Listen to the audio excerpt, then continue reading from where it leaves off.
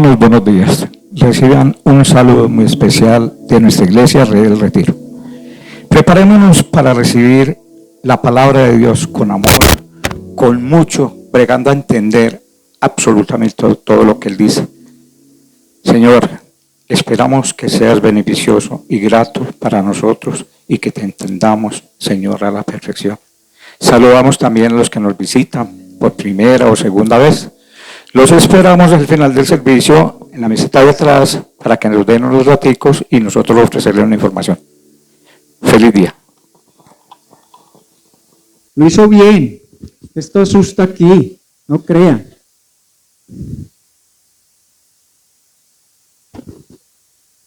Bueno, los niños pueden pasar a su clase. Quiero aprovechar un momento para que oremos por Liliana. Ella es una de nuestras hermanas, hace parte del comité administrativo del grupo de damas que sirven aquí en la iglesia y creo que ya lleva casi 24 horas allí en urgencias con su papá por un dolor intenso que no cede. Que vamos a pedir por ella y también por personas de la iglesia que en este momento estén con problemas de salud o en situaciones difíciles. Señor, gracias por la vida de Liliana y oramos en este momento, Señor, que tú le des fuerzas, Dios, porque lleva 24 horas allí en ese lugar, Señor, esperando que sean atendidos. Señor, oramos ahora por sanidad en la vida de su papá, Señor, y que cese este dolor que no para, Señor, que no cesa.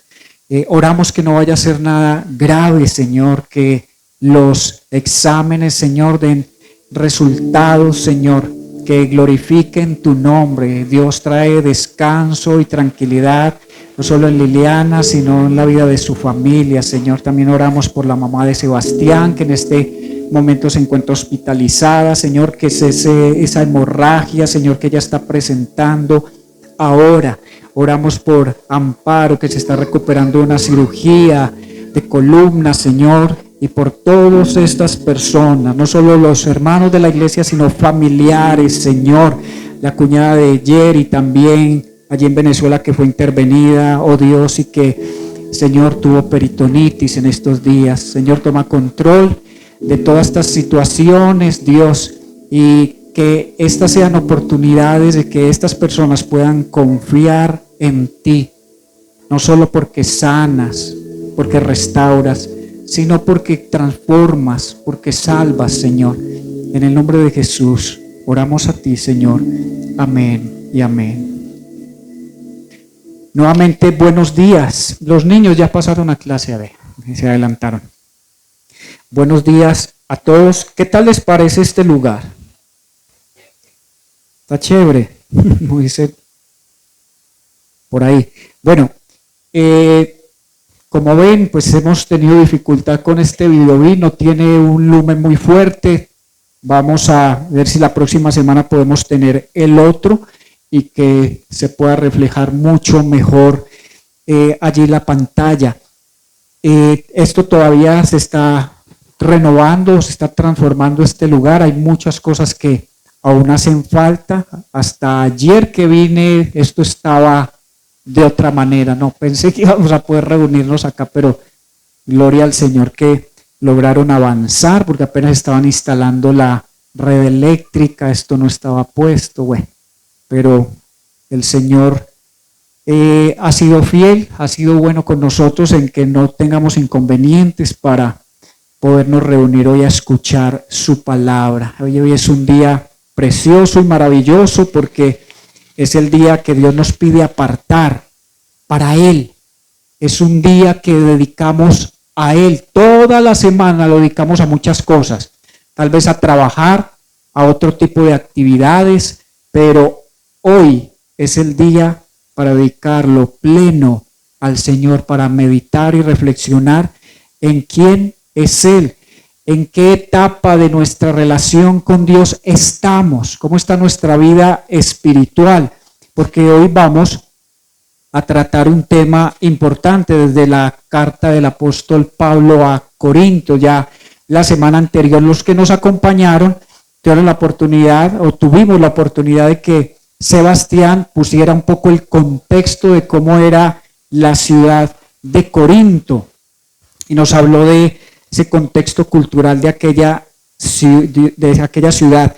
Y haremos bien en considerar a medida que avanzamos en el contraste de una carta que va dirigida, según Pablo, a la iglesia de Dios, y eso es bueno.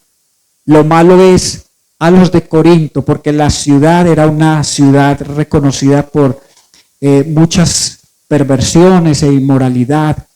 Comúnmente se piensa que lo que la iglesia necesita realmente es adoptar el espíritu de la época, que nos debemos acomodar a cómo está cambiando la sociedad, pero nos negamos a esta afirmación contundentemente.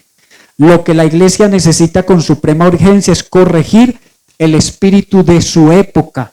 Es decir, no podemos caminar como camina toda la gente porque terminamos contemporizando con el mundo, es decir, llevando una espiritualidad tibia. Y la Biblia rechaza rotundamente a los tibios. Dice Dios, a los tibios los vomitaré de mi boca. Es una expresión no literal, pero es una forma en que Dios expresa lo repugnante que para Él es una persona que no camina ni enteramente con Él, ni se va de lleno a vivir los placeres de esta vida. Así que, hermanos, le pido que vaya al Nuevo Testamento, a la primera carta de Corintios, capítulo 1. Vamos a leer del verso 10 al 17.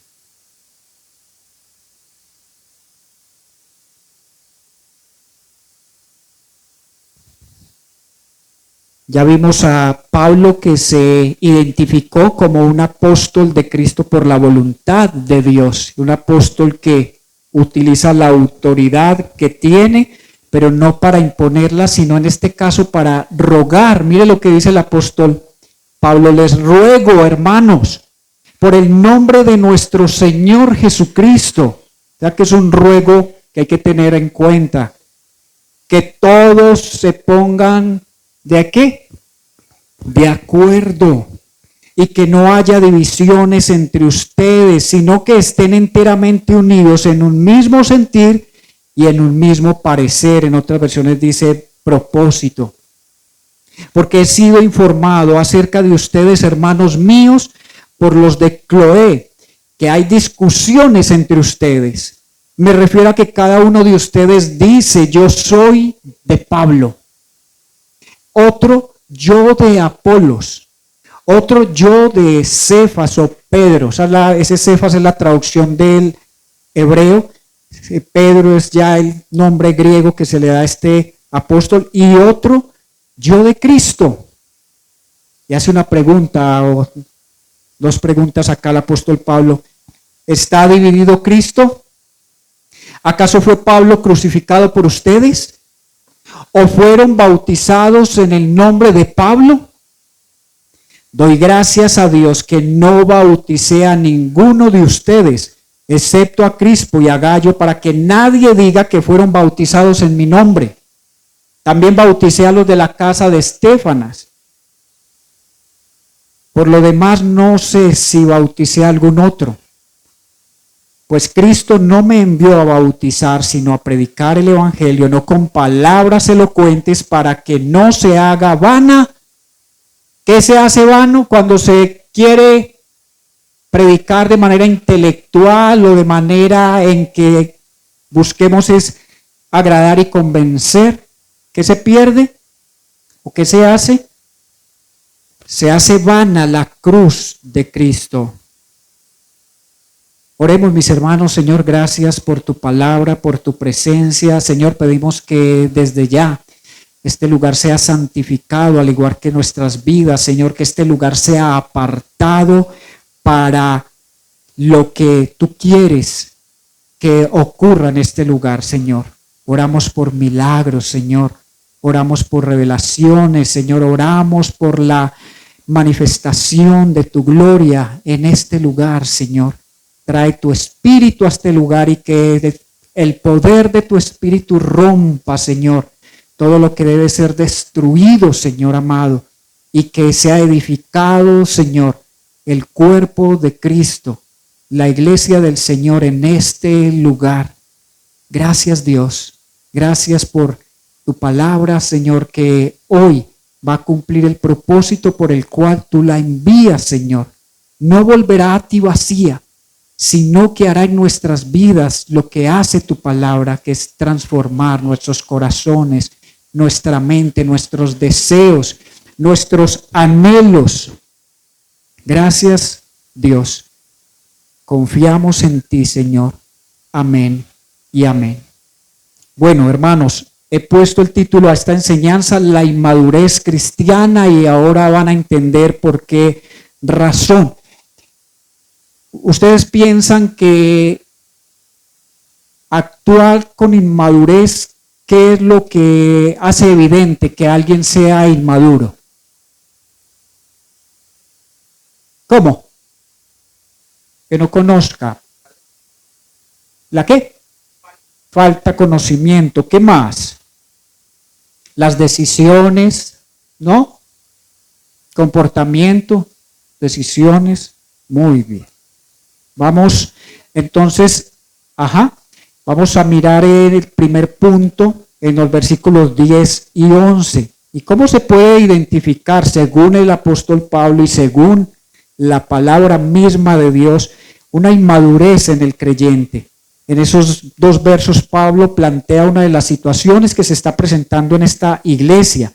Pues en lugar de abordar y solucionar las diferencias que los separan, cada día se agudizan. ¿Cuál fue el reporte que Pablo recibió? ¿Que hay qué en esta iglesia? Hay divisiones. Entonces queda claro que la división hace parte de la inmadurez espiritual de los creyentes en la iglesia, porque cada uno está buscando lo suyo. Y cuando uno busca lo suyo, en lugar de pensar en el otro, siempre va a causar una división en el lugar donde se encuentre. Esto se convierte en razón suficiente, es decir, estos bandos, este sectarismo dentro de la iglesia, estas divisiones que no se resuelven y que no traen nada bueno para la iglesia, hace que Cloé, que es una mujer que seguramente es discípula o fue discipulada por Pablo, al igual que su familia, busque rápidamente la intervención pronta del apóstol Pablo. Es decir, Pablo recibe esta información y luego escribe una primera carta a esta iglesia, la cual no existe hoy, no la tenemos con nosotros. Esta que consideramos la primera sería la segunda ya que ellos recibieron. Entonces, Pablo recibe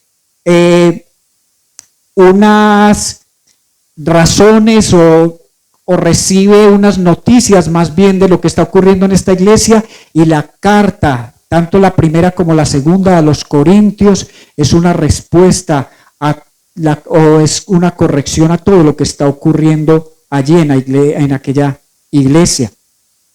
Si usted da una vuelta a la hojita que tiene ahí, llega al capítulo 3 y mire lo que les dice Pablo. No voy a ahondar porque este será tema de otra predicación, pero Pablo les dice, seguramente con tristeza o con asombro: quise hablarles como a personas maduras, pero no pude hacerlo. Es decir, quise hablarles como a personas espirituales, pero no fue posible porque ustedes se están comportando como niños.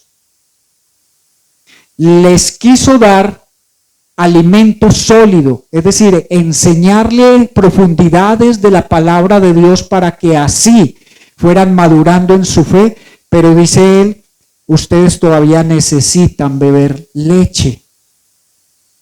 Y leche es lo elemental cuando uno se entrega al Señor. ¿Qué es lo que usted aprendió cuando recién se convirtió? ¿Qué es lo que le enseñan a uno cuando recién llega a Cristo? ¿Cómo? ¿Y qué más necesita aprender el nuevo creyente? A orar, cómo hacer un devocional, cómo hacer un ayuno, cómo perdonar, ¿cierto? acerca del cielo, del infierno. Son cosas que necesita un nuevo creyente, pero aquí hay unas discusiones que para nada están ayudando a la iglesia. La iglesia debería estar enfocada en cosas más importantes que en ver grupitos dispersos en la iglesia diciendo es que yo soy de este líder o yo soy de este otro líder. Algunos seguían a Pablo, puesto que Pablo había recibido revelación de Dios y su teología era muy profunda. Entonces los que se inclinaban hacia eso decían, nosotros somos seguidores de Pablo. Seguramente también habían sido bautizados por él y por eso se consideraban que pertenecían a Pablo. Otros decían que pertenecían a Apolos. Apolos era un hombre creyente elocuente, mucho mejor predicador que cualquiera de los discípulos en ese momento. Lo dice la Escritura. Y los que les gustaba la elocuencia, recuerden que esta iglesia tiene individuos que son griegos y a los griegos les gustaba la sabiduría, escuchar a sus filósofos. Entonces ellos vieron a Apolos como alguien que podía ser el líder con quien identificarse. Otros les gustaba mucho más la estructura, más que todo la forma judía en cómo se llevaba la fe. Y muchos decidieron decir, yo soy de Pedro. Y otros que no porque lo decían estaban bien, se ufanaban de decir, y nosotros somos de Cristo. O sea que estamos mejor que todos los demás. La inmadurez espiritual produce adultos que se comportan de forma infantil, ya que en lugar de buscar la unidad de la iglesia, cada uno busca sus propios deseos. Esto causa distracción en las iglesias y nos lleva no a ahondar en los temas importantes que tenemos como iglesia, sino a estar enfocados en cosas superficiales. Cuando los creyentes se unen e intentan resolver los conflictos bajo la dirección del Espíritu Santo, esto nos lleva a una madurez cada vez más y más, es decir, reflejar a Cristo, que como hablamos, como actuamos, como pensamos, hemos llegado a un punto donde podemos decir, yo tengo la mente de Cristo. ¿Por qué? Porque conozco su palabra y no solo está en mi mente, sino que ha bajado a mi corazón. No puede haber unidad cuando formamos conflictos por cualquier razón. Así que a manera de aplicación de este primer punto, pensemos qué nombres están dividiendo la iglesia de hoy. Nos dividimos por grupos, por equipos, por doctrinas secundarias, por los estilos de alabanza, familias. ¿Qué es lo que está causando entre nosotros que tomemos distancia unos de otros? Porque eso hay que resolverlo prontamente antes de que el diablo cause un desastre en la comunidad del Señor. Y a medida que avancemos con esta carta podremos notar que esta iglesia tenía serios problemas de moralidad, problemas de doctrina, problemas de gobierno, problemas referentes a los dones espirituales, problemas de iglesia, problemas de servicio, problemas de autoridad. Podríamos decir tal vez rápidamente, entonces sí serían creyentes, o será que todavía no se habían convertido. Pero el apóstol Pablo, empezando su carta, se refiere a ellos como los santos de la iglesia de Corinto. Y los llama santos no por su desempeño, porque no lo estaban haciendo bien, sino por la posición que cada uno de ellos había obtenido cuando creyó en Cristo. A nosotros se nos reconoce como santos, porque hemos creído en Cristo, no porque no rompamos un plato, porque no fallemos, no. Se nos reconoce como santos por posición.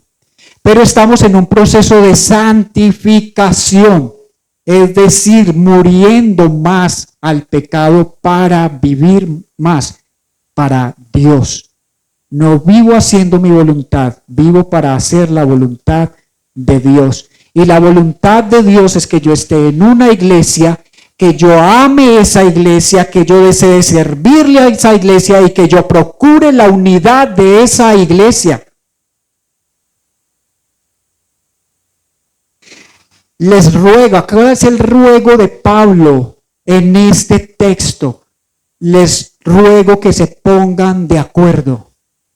¿Qué es ese término ponerse de acuerdo en una iglesia, en un cuerpo? Él dice, dejen de rasgarse, dejen de romperse, dejen de quebrarse los huesos, porque se están hiriendo, se están dañando. Porque en lugar de comportarse como personas espirituales, siguen tratándose desde el punto de vista terrenal.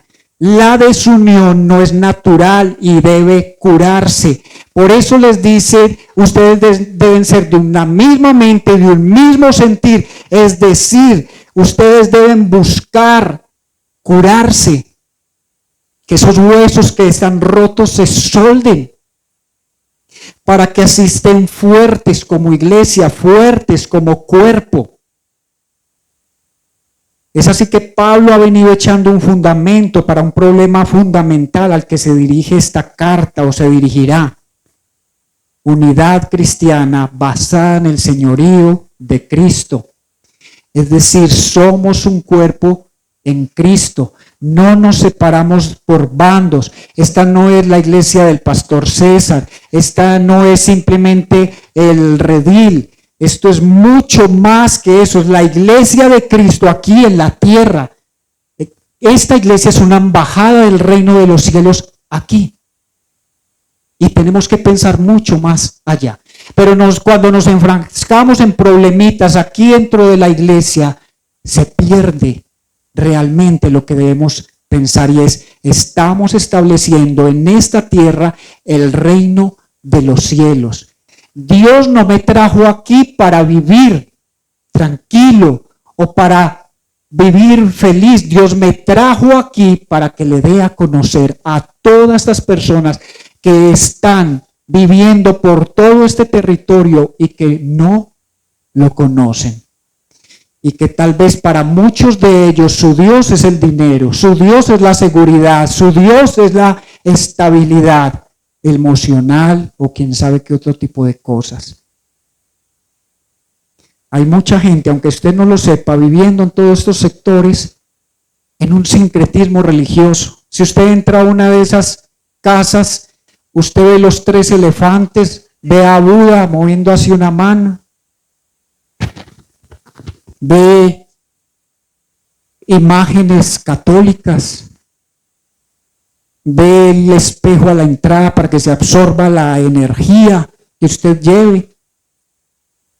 Y ellos creen que son muy espirituales, que tienen una vida tranquila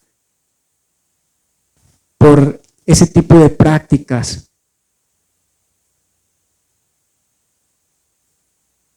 Recuerde nuevamente, la unidad la establece entender bien a quién pertenecemos, de quién somos. Somos de Dios. Él nos ha salvado a través de su sangre, nos ha perdonado. ¿Qué más ha hecho Dios? Adoptarnos como hijos suyos. Entonces, estos hombres no deberían estar y estas mujeres no deberían estar diciendo yo soy de Pablo, yo soy de Apolos, yo soy de Pedro, sino yo soy de Cristo. El segundo punto entonces a tratar en los versos 12 al 16, Pablo nos lleva a cómo se madura en la vida cristiana. Y vuelvo y reitero, reconociendo la supremacía y el Señor de Cristo. Hoy vamos a celebrar o estamos celebrando ya elecciones. Esto está causando un cisma entre los colombianos, está causando un cisma en las familias, está causando cisma en las mismas iglesias, porque no podemos creer cosas que no entendemos cómo Dios puede obrar a través de eso. Creo que era ayer que lo escuchaba. 750 iglesias cristianas evangélicas en la zona atlántica se unieron a la propuesta del gobierno de Cepeda, o de lo que se espera que quien quede, no de quien quede, sino que se le unieron a él. Entonces empieza otra vez todo esto a definir entonces quiénes somos cristianos. Los verdaderos cristianos somos los que vamos a votar por quién, porque los que voten por otro, entonces yo voy a dudar mucho de su cristianismo, y no se trata de eso. Nosotros vivimos bajo el gobierno de Dios, y ese está por encima del gobierno de los hombres. Estamos en un reino espiritual y vivimos es de acuerdo a ese reino. Mateo 5, 6 y 7 nos dice que vivamos como ciudadanos del cielo. Pablo nos dice, pongan la mirada. Ahorita cantábamos por encima del sol.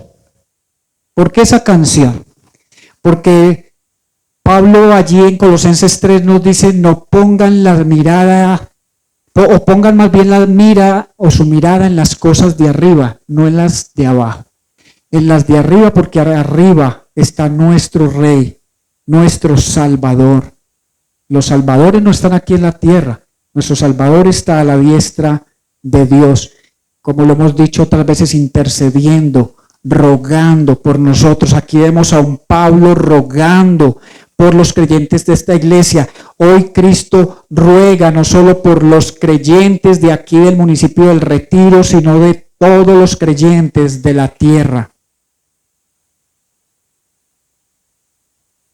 Al comienzo de la carta, observamos entonces que estas personas de esta iglesia habían creído en Cristo y habían sido convertidas a Él por el poder sobrenatural de Dios obrando en ellos, no por Pablo, no por Apolos, no por Pedro, sino por Cristo. Por eso cuando ustedes le digan a qué iglesia asiste usted, diga a la iglesia de Dios ubicada en el Retiro.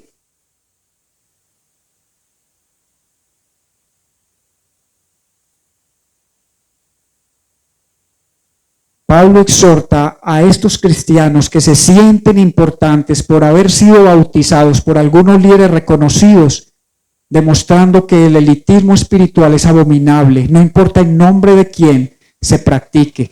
Se habían olvidado de lo que habían recibido, de que lo que habían recibido era totalmente por gracia.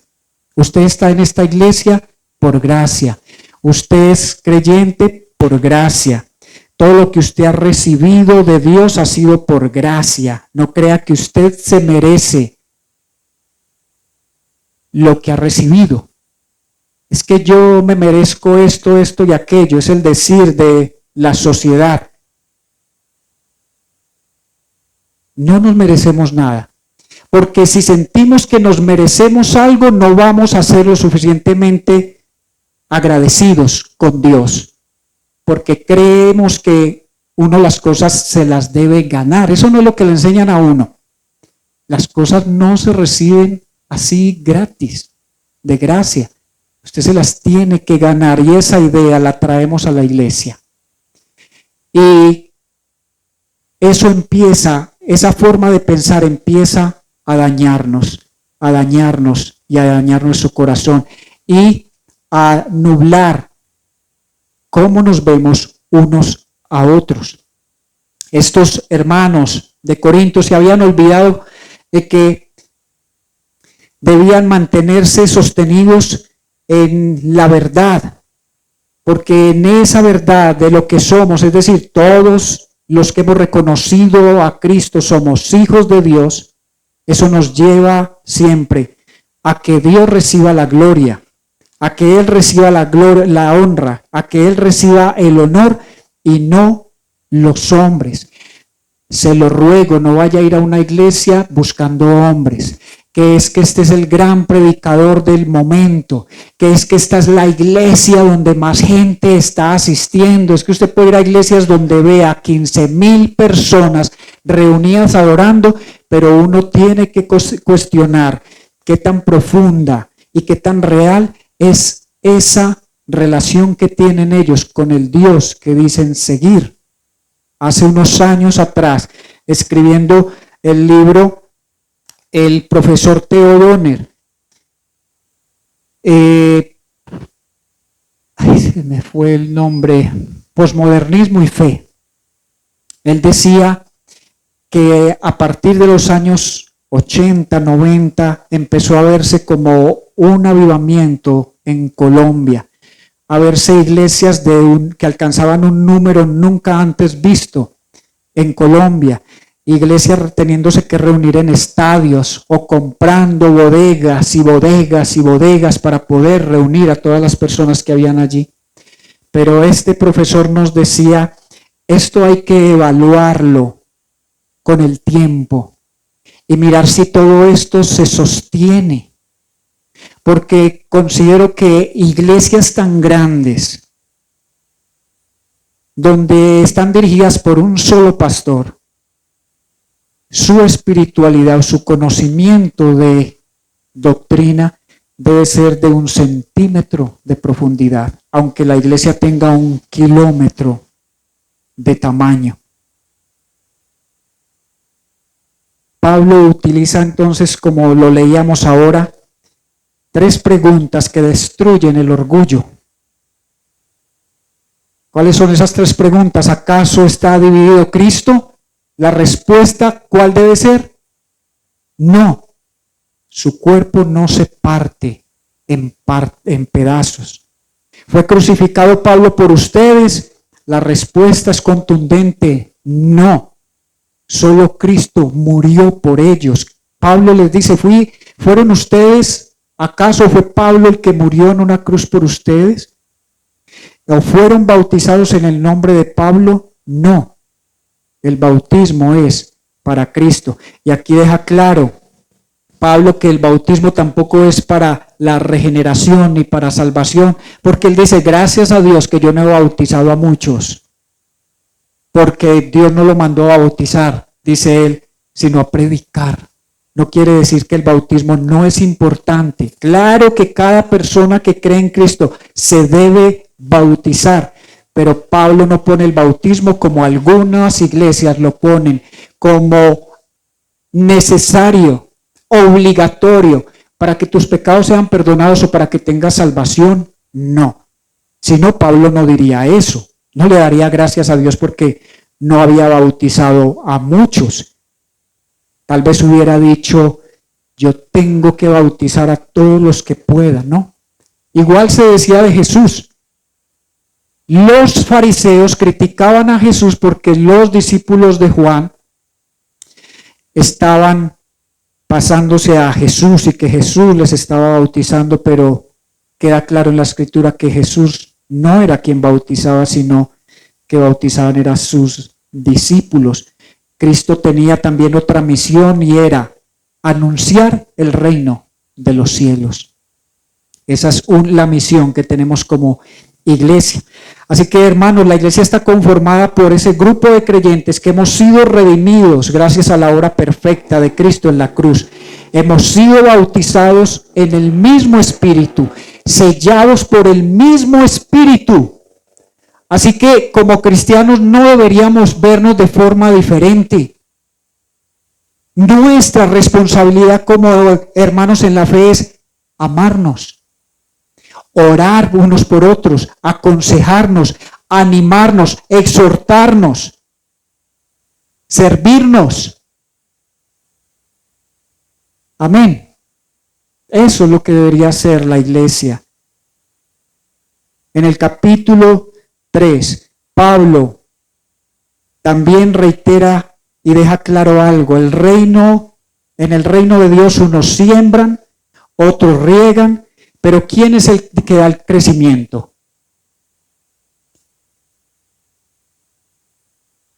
Entonces, cuando vaya nuevamente a una iglesia, no ponga su mirada en hombres, ponga su mirada es en aquel que hace que esa comunidad crezca y que esa comunidad se sostenga en el tiempo. porque ahora hay escándalos grandes en diferentes partes del mundo, porque esas mega iglesias se están yendo a pique. No se han logrado sostener. Cada día la gente sale por bandadas de esos lugares diciendo: estoy cansado de recibir leche. Es leche y leche y leche, y es fácil manejar personas inmaduras porque se pueden controlar bajo el temor, bajo la amenaza. Porque yo asistí a iglesias donde a uno lo amenazaban si uno no hacía lo que le dijeran en la iglesia que hacía.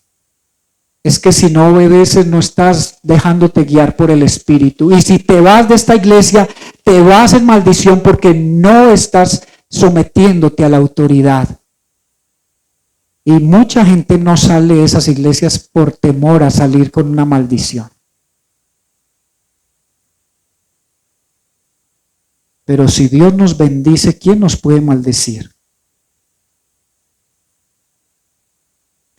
Pablo entonces corrige esta distorsión que ha provocado estas contiendas y estas divisiones en esta iglesia.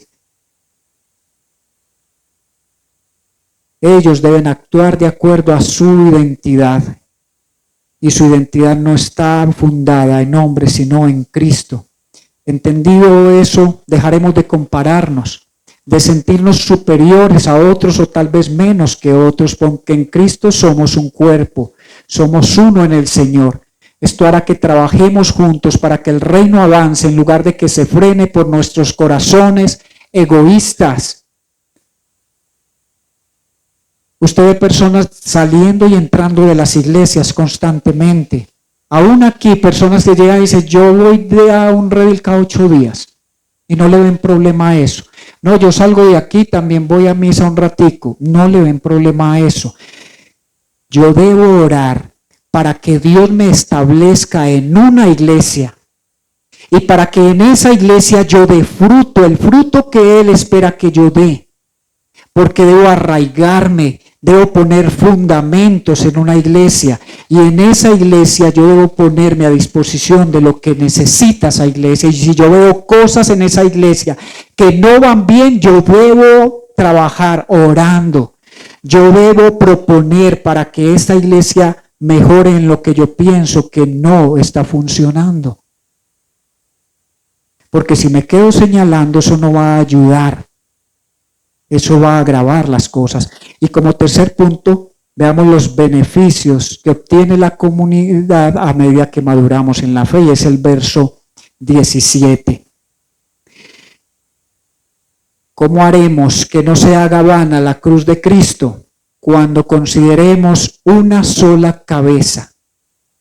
La lealtad es a Dios, la lealtad no es a un pastor, la lealtad no es a un líder, la lealtad no es a hombres, es a Dios. Una cabeza, no varios ídolos. No hay iglesia de Pablo, no hay la iglesia del pastor César, no hay la iglesia de jóvenes, no hay. Todos deben decir: soy de Cristo. Los líderes sirven, pero nadie es dueño. Cuando un líder decide irse de la iglesia no debería dividirse. La iglesia debería mantenerse firme. El día que el pastor César no esté en esta iglesia debería continuar. No debería cerrarse ni acabarse, porque esta iglesia no se mueve porque el pastor César está aquí. Se mueve porque Dios la sostiene, porque Dios la ama, porque Dios la guarda, porque Dios la guía. Otro beneficio que obtiene la comunidad si nos empeñamos y nos dedicamos a madurar en la fe es la unidad en lo esencial y libertad en lo secundario y amor en todo. Repito, unidad en lo esencial, libertad en lo secundario y amor en todo. La salvación en Cristo es una doctrina fundamental. Eso lo tenemos todo claro. Que usted no se va a salvar porque viene al redil. Usted no se va a salvar porque lo bautizó el pastor César. Usted no se va a salvar por otra cosa sino por Cristo. La Trinidad es otra cosa esencial. Somos una iglesia trinitaria. Creemos también en la inerrancia de las Escrituras. Creemos que la Biblia no tiene errores y que todo lo que hay allí es la palabra fiel, verdadera de Dios. No cuestionamos ningún pasaje de la Biblia ni ningún libro de la Biblia. Otro beneficio, el conflicto se resuelve, no se evade. Una iglesia unida no significa una iglesia sin problemas. En Corinto había contiendas y Pablo las enfrentó. La diferencia, lo hablan cara a cara, en una misma mente, en un mismo propósito y no murmurando. La murmuración destruye. Cuarto punto en estos beneficios, gozo por el avance del otro. No hay celos cuando un hermano es promovido. No que ¿por qué lo pusieron si acabó de llegar? ¿Y por qué no lo ponen si ya lleva años en la iglesia? No, la iglesia la dirige el Señor y Él pone los dones y Él sabe por qué llama a las personas en determinado momento a servir. Y usted cuando ve a alguien sirviendo, en lugar de quejarse y molestarse, debería alegrarse. Ojalá todos los que estamos aquí sentados sirviéramos a esta iglesia, que es la iglesia del Señor. Amén. Prioridad de misión sobre preferencias. Pablo dice, no me envió Cristo a bautizar, sino a predicar el evangelio. Pablo tenía eso bien claro. La iglesia unida pelea por alcanzar el propósito. ¿Cuál es el propósito de la iglesia del Redil aquí en el municipio del Retiro? ¿Alcanzar qué? A los que viven aquí en este municipio. Que los que viven aquí conozcan quién es Cristo. En lugar de defender tal vez métodos o maneras de hacerlo, la misión une más que la opinión. El sexto elemento o beneficio, el lenguaje de nosotros. No hablo de mi ministerio o de mi grupo, hablo de nuestra iglesia. La unidad se oye en cómo lo decimos. La iglesia no se trata de mí, se trata de nosotros. Por eso yo la defiendo. Por eso yo oro por ella. Yo promuevo la unidad en lugar de la división. Nunca seré, yo se lo dije al Señor una vez, nunca seré alguien que se atreva a dividir una iglesia porque no me parezcan las cosas como se hacen en esa iglesia. Cuando salí de una iglesia que aporté en su crecimiento, y eso lo digo con humildad, porque trabajamos 10 años, fueron 10 años dele y dele, trabajando fuertemente. Pasó de 40 personas en esos 10 años a 600 personas. Un trabajo constante, un trabajo muy bonito. El problema es que la doctrina se fue desviando, que es lo que les decía ahora. No podemos montarnos en las olas que se mueven en el transcurso de los tiempos, que salió el G12, que salieron las células, que salió iglesia con propósito, que salió esto y aquello, y que entonces nos tenemos que montar ahí porque allá es donde se está moviendo Dios. No, Dios se mueve en cada iglesia porque ahí está reunido su cuerpo. Cuando yo me moví de esa iglesia, había alrededor de 70 personas que trabajaban conmigo y que muchas de ellas yo las había discipulado, había tenido el privilegio, digo yo, de bautizarles, es decir, de ver su consagración, su entrega a Cristo. El bautismo de una persona es muy importante y muy maravilloso en la iglesia del Señor. Esas 70 personas me buscaron cuando yo manifesté que me retiraba de la iglesia. Me decían, César, no era pastor. Me llamaban pastor, pero nunca fui ordenado como pastor en esa iglesia, porque era piramidal, es decir, había un pastor y solo él. él era el pastor. Y me decían, César, ¿para qué iglesia te vas a ir? ¿O vas a abrir una iglesia? Y les dije, ni voy a abrir una iglesia, ni les voy a decir para dónde me voy a ir. Porque mi decisión ha sido motivo de oración por varios años. Yo creo que llevaba más de 2 años orando, Señor. Yo espero que corrijas la dirección doctrinal de esta iglesia, pero si no sucede, Señor, pon el momento en que yo deba retirarme, pon el lugar a donde yo deba congregarme y que a donde yo vaya, yo sé que no va a ser como esta en muchas cosas, porque la iglesia era muy hermosa. Tristemente se metió en ciertas enseñanzas, pero cuando llegué al redil en Llano Grande, había muchas cosas que no me gustaban. Entre ellas la alabanza me parecía, comparada con la que tenía en la otra iglesia, decía, no, Señor, no soy capaz de conectarme con Dios en la alabanza, no puedo. Pero yo decía, Señor, pero si tú me trajiste aquí, haz que le coja el gusto a esta manera en que esta iglesia adora, porque esa es la forma en que esta iglesia te adora. Y lo hace con amor, lo hace con reverencia. Así que ayúdame en eso, Señor. Y vi muchas otras cosas, pero por fin Dios me ayudó, junto con mi esposa y mis hijos, a establecerme allí. Hasta que se acercó el pastor y me preguntó, ¿tú tienes un llamado de Dios a servirle? ¿Ya lo tienes claro? Porque me gustaría que sirvieras en esta iglesia. Y se lo dije, todavía estoy orando, pero sí quisiera servirle al Señor. Y de todo ese trabajo que se hizo allí, surgió en un momento la idea de venir a plantar iglesia acá.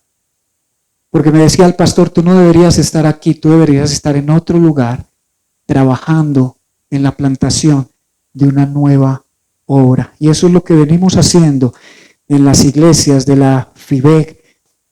Ayer se eligió en asamblea a el nuevo pastor de un grupo que necesitaba ser pastoreada en Bogotá, en Duitama. O sea que a partir de ayer hay otra iglesia del redil ya plantada en Bogotá, plantándose en Bogotá. Y eso habla de lo que queremos. No queremos mega iglesias, no queremos abrir iglesia en cada rincón como si fueran panaderías, no.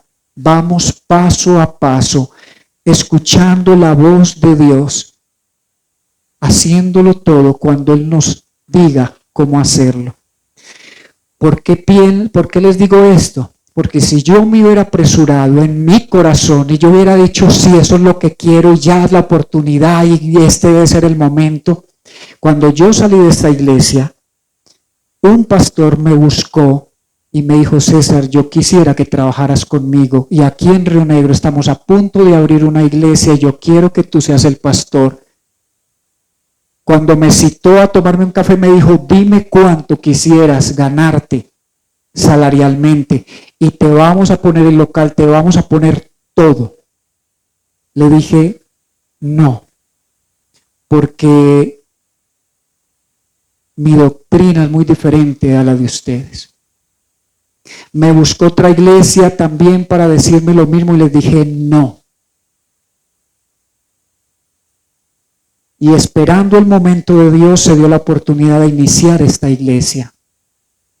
Y eso es lo que siempre he valorado, que esta iglesia no se movió no se abrió por motivaciones personales, sino en el momento en que Dios consideró que debía abrirse, porque el redil había intentado durante 3 años plantar una iglesia aquí y no fue posible.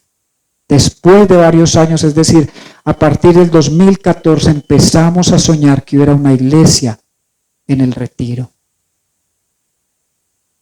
Y puede que alguien venga y diga, y tantos años, si son solo ustedes. ¿Por qué no han crecido más? ¿Por qué no han hecho más? Estamos haciendo lo que Dios nos ha puesto a hacer. Quisiera ver aquí 80, 100, 200 personas, pero bien discipuladas, bien consagradas al Señor, con deseos de que esta sea su iglesia. Que yo pueda decir, esta es mi iglesia, aquí me puso el Señor y aquí voy a entregar lo que Dios me permita dar para que esta iglesia crezca, para que esta iglesia llegue al propósito por el cual Dios permitió que se abra aquí.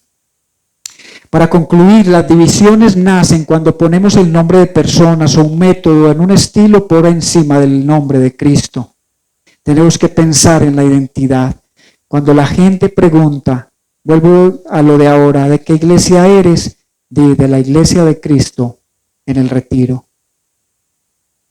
¿Te sientes mejor que otros al decir soy de la alabanza, soy del comité de bienvenida, soy de los fundadores de la iglesia, soy de Rebel Junior, soy de comité administrativo, soy de los que aportamos más para esta iglesia económicamente?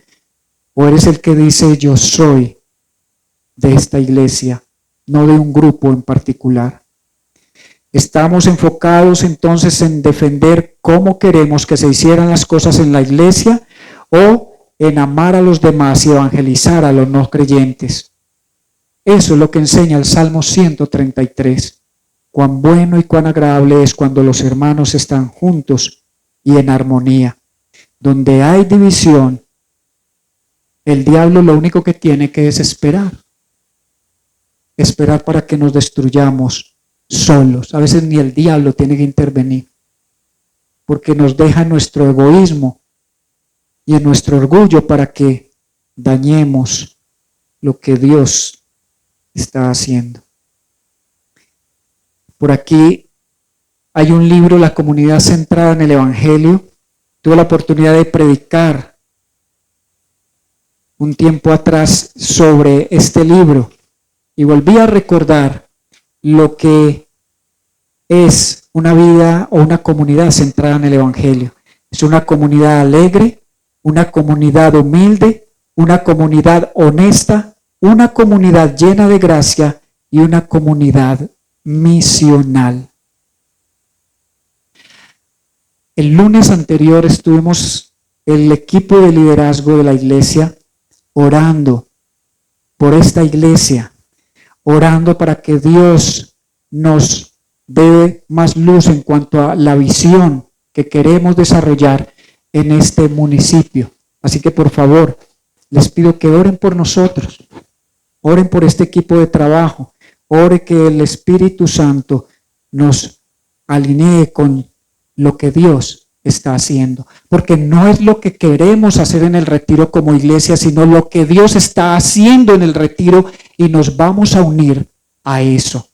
Y sabemos que algo grande y maravilloso va a ocurrir en esta tierra. No por eso, no es casualidad que la gente esté en este momento deseando venir a vivir a este territorio. Y yo siento que Dios no solo ha plantado esta iglesia, sino que hay otras aquí en el municipio para que esa mies que está lista sea cogida. Y cada uno de nosotros debe orar por obreros para que se recoja esa mies. Cerremos nuestros ojos por un momento y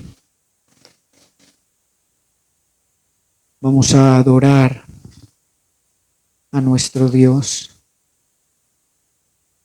Señor, tú eres tan hermoso, tan precioso, tan maravilloso, Señor. A ti no se te pierde ningún detalle, Señor.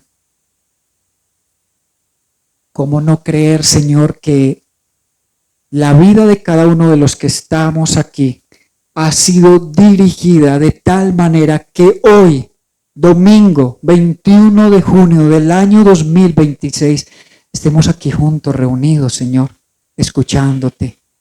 Eso no es casualidad. Eso es propósitos divinos. tú estás aquí, Señor, y a cada uno de los que hemos reconocido el señorío de Cristo nos has traído con lazos de amor. Seguramente hay personas aquí esquivando tu llamado, pero yo sé, Señor, que tu obra en ellos se completará porque tú eres misericordioso, Señor. Muchos de nosotros estamos esperando familiares, amigos que se acerquen a ti, Señor. Tal vez esta no sea la iglesia, pero sí, Señor, tú estás haciendo algo especial en ellos, Señor, y oramos para que los acerques, Señor, a un lugar donde ellos puedan crecer, donde puedan madurar, donde puedan desarrollar sus dones, donde puedan poner, Señor, su vida al servicio, no de una iglesia, porque no estamos poniendo nuestros dones al servicio de hombres, sino al servicio de Dios. Nos servimos unos a otros y de esa manera estamos manifestando que amamos a Dios, que Él es nuestra autoridad y que le estamos sirviendo a Él. Ese debería ser el deseo primordial de cada persona que se congrega en esta iglesia. Señor, ayúdanos a velar por la unidad, que seamos como atalayas, Señor, que seamos prontos para cortar con el chisme, con la crítica, con la murmuración, con el juicio, con la señalación, Señor. Aunque podemos, Señor, diferir en ciertos temas, Señor, no podemos permitir que cosas que no son primarias, fundamentales, nos aparten como hermanos.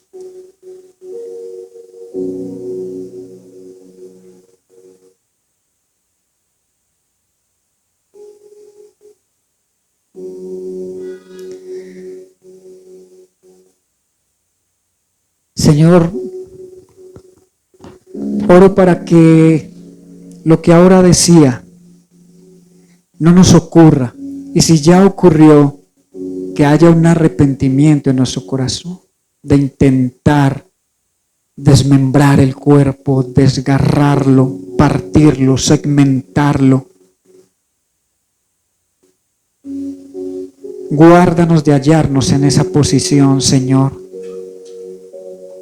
de juzgar el liderazgo, de juzgar una iglesia, de juzgar a un pastor, de juzgar ministerios, porque te estaríamos juzgando a ti, porque esta es tu iglesia, esta no es nuestra iglesia, es tu iglesia en la cual servimos, en la cual alimentamos nuestra alma, en la cual estemos siendo, Señor, instruidos para llegar a la madurez, a tener la mente de Cristo, Señor.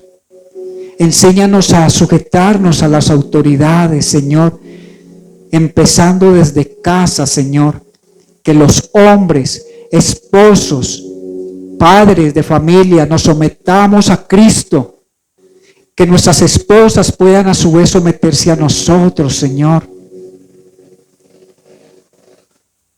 que nuestros hijos puedan sujetarse a nosotros, porque están viendo el ejemplo de que nos sometemos primero a ti, Señor. Que sea una iglesia sujeta a Cristo. Nos negamos a dividirla, a separarla. No vamos a servir a Satanás en ese propósito. Vamos a servir a Cristo, trabajando en la unidad de su cuerpo, no solo como esta iglesia, sino con las demás iglesias. Señor, hoy oramos por las iglesias en el Retiro, oramos por las iglesias en Antioquia, en nuestra nación, las iglesias alrededor del mundo que tienen la responsabilidad de predicar el evangelio de justicia, el evangelio de la paz, el evangelio de la verdad, el evangelio de vida que transforma, que cambia, que trae armonía, el evangelio de Jesucristo. Que nunca sea nuestro evangelio que siempre sea el Evangelio de Jesucristo, porque no hay tal cosa como el Evangelio de Mateo, de Marcos o de Lucas o de Juan, aunque así se describan. Cada uno de ellos estaba hablando, era de Cristo nuestro Señor, nuestro Salvador y nuestro Redentor.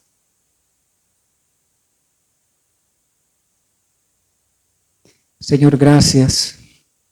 Gracias por todo lo que estás haciendo en nosotros.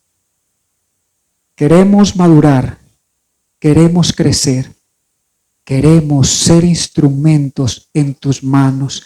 Haznos como saetas en tus manos y apunta y dirige nuestra vida hacia ese lugar donde quieres, Señor, impactar, donde quieres hacer algo grande, Señor. En el nombre de Jesús oramos. Amén y amén.